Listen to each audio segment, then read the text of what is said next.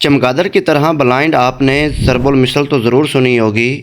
اگر ہم چمگادڑ کی بات کریں تو اس وقت تقریباً دنیا میں 1400 سے زیادہ اقسام کی چمگادڑیں پائی جاتی ہیں۔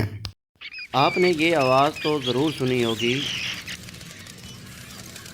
چمگادڑوں کی اقسام میں سے 3 اقسام ایسی ہیں جو انسانوں اور حیوانوں کا خون چوستی ہیں، یعنی یہ انسانوں کے لیے خطرناک ہیں۔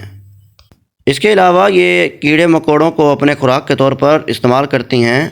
دن کے وقت یہ بصارت سے محروم ہوتی ہیں، لیکن یہ اپنے شکار کا پتہ لگا لیتی ہیں۔ سورج غروب ہونے کے بعد ان کو نظر آنا شروع ہو جاتا ہے۔ اڑتے ہوئے یہ اپنے بچوں کو دودھ بھی پلاتی ہیں۔ چمگادڑ کی اوسط عمر تقریباً 30 سال ہوتی ہے اور یہ 60 میل فی گھنٹہ کی سپیڈ سے اڑتی ہیں۔ چمگادڑ کے گھونسلے زیادہ تر سوات، مری اور مردان میں پائے جاتے ہیں۔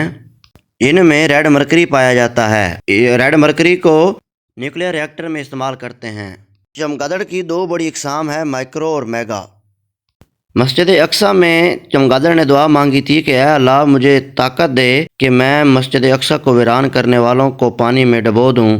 اگر ہماری معلومات اچھی لگی ہوں تو لائک کرنا مت بھولیے گا۔